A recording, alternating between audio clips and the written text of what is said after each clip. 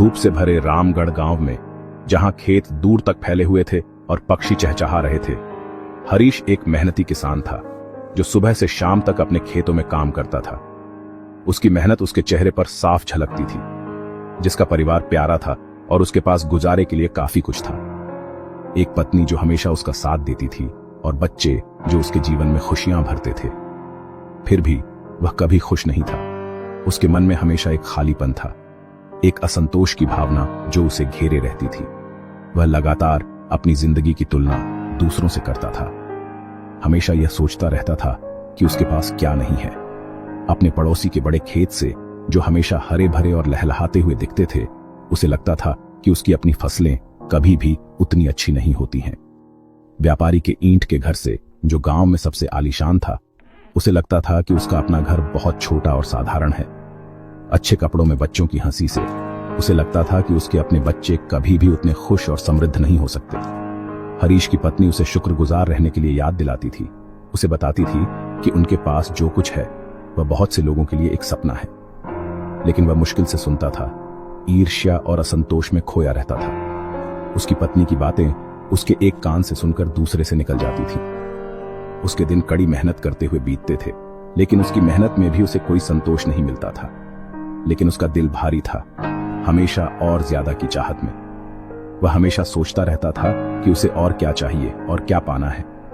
उसकी फसल और परिवार की खुशी फीकी पड़ गई, क्योंकि उसने अपनी आंखों पर एक पट्टी बांध ली थी जो उसे अपने जीवन की सुंदरता देखने से रोक रही थी।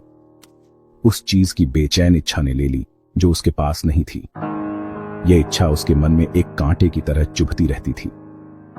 हरीश मानता था कि खुशी हमेशा बस पहुंच से बाहर थी, एक मृग तृष्णा की तरह जो हमेशा उससे दूर भागती रहती थी। यह कभी नहीं समझ पाया कि वह हर समय उसके ठीक बगल में थी, उसके परिवार के प्यार में, उसकी मेहनत के फल में और उस गांव की शांति में जिसमें वह रहता था। एक दोपहर एक बुद्धिमान अर्षि रामगढ़ आए। उनकी ख्याति दूर दूर तक फैली हुई थी। बरगद के पेड़ के नीचे ग्रामीणों को सलाह दे रहे थे। उनकी वाणी में शांति और गहरा ज्ञान था जो हर किसी को आकर्षित कर रहा था। हरीश पास आया। वह गांव का एक युवक था जो हमेशा असंतुष्ट रहता था। अपनी अनहैप्पीनेस और ईर्ष्या उड़ेल दी।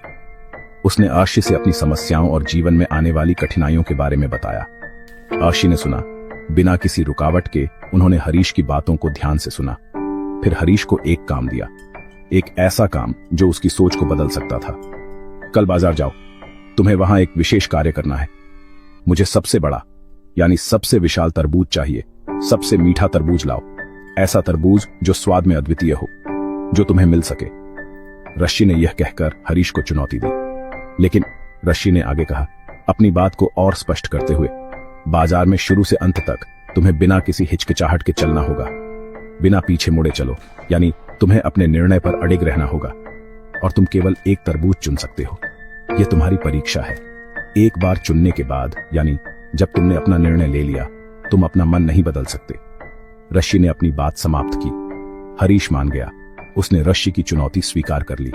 काम को सिंपल समझते हुए उसने सोचा कि यह तो बहुत ही आसान काम है। ऋषि को इंप्रेस करने के लिए ईगर था। वह अर्षि को दिखाना चाहता था कि वह कितना सक्षम है।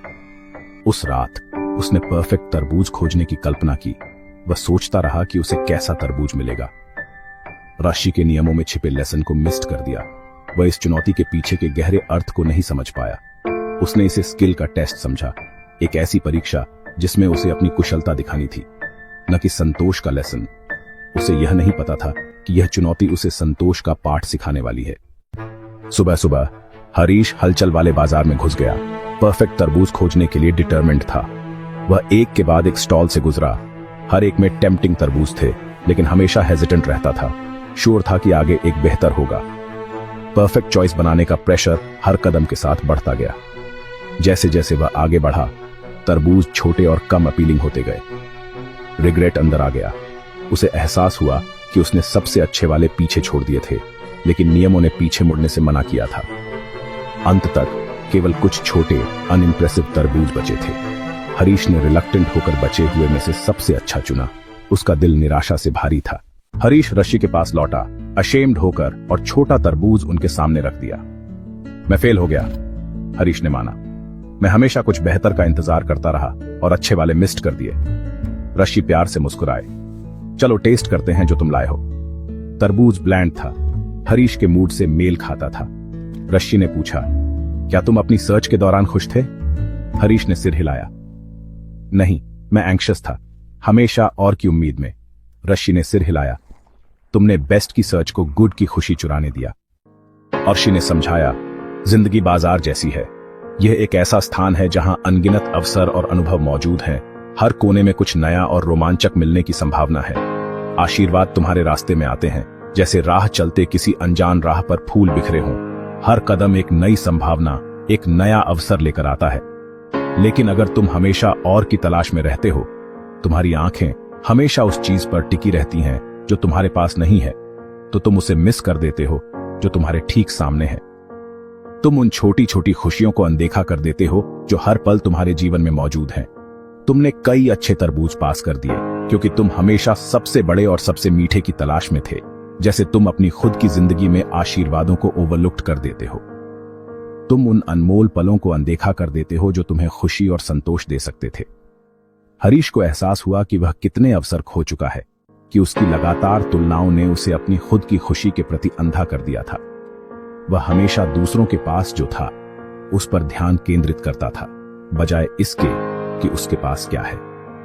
ऋषि ने जारी रखा, खुशी सबसे अच्छा होने के बारे में नहीं है, यह प्रतिस्पर्धा या दूसरों से बेहतर होने के बारे में नहीं है, बल्कि जो तुम्हारे पास है उसका सबसे अच्छा बनाने के बारे में है।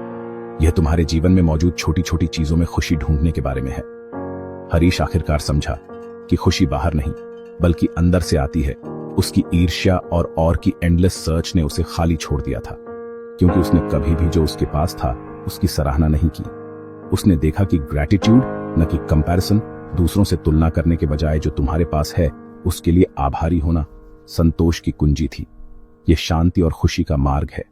लेसन साफ था कि सच्ची खुशी तुम्हारे दृष्टिकोण में निहित है। खुशी जो तुम्हारे पास है उसकी सराहना करने में मिलती है, उन छोटी छोटी चीजों में जो तुम्हें घेरे हुए हैं, न कि जो तुम्हारे पास नहीं है उसका पीछा करने में, क्योंकि सच्ची दौलत तुम्हारे दिल में है, न कि तुम्हारी तिजोरी में। हरीश चुपचाप खड़ा रहा। लेसन अंदर उतर रहा था। उसने अपने परिवार, अपने घर और अपने खेतों के बारे में सोचा। उसके अपने अच्छे तरबूज। ऋषि के शब्द गूंजे, खुशी कोई मेजरमेंट नहीं है, ये जो तुम्हारे पास है उसका सबसे अच्छा बनाने के बारे में है। समझ की एक आंसू गिरी जब हरीश ने ईर्ष्या को छोड़ दिया। वह घर लौटा, अपने आशीर्वादों के लिए ग्रेटफुल, अपने प्रियजनों के साथ हर पल का आनंद लेते हुए। उस दिन से हरीश ने एक ग्रेटफुल दिल से काम किया और जिया। अब परफेक्शन का पीछा नहीं कर रहा था। ग्रैटिट्यूड को चुनकर रामगढ़ के हरीश ने आखिरकार सबसे स्वीटेस्ट जिंदगी पाई।